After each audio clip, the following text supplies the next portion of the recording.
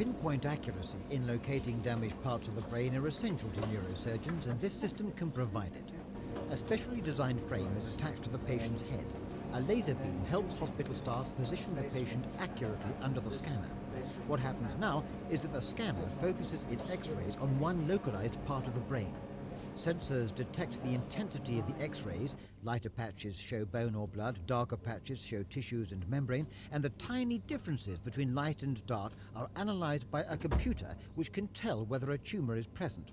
But because the position of the frame and the angles of its connecting carbon fiber rods are exactly known, the computer now uses them as a reference point and can give the mathematical equivalent of a three-dimensional picture of the tumor's location in the brain to the surgeon.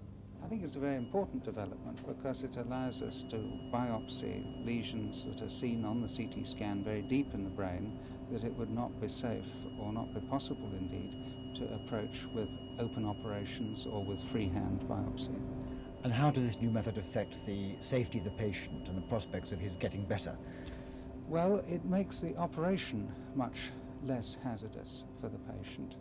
The rate of complication from this method is probably about 1% compared with a 10% complication rate from freehand biopsies.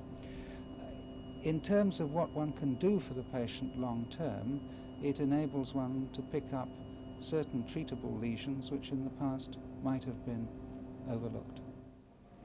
Doctors are so impressed by the new technology that they're now looking at the possibility of using this computer-guided technique to control the actual surgical removal of tumours in the brain. Christopher Rainbow for Thames News.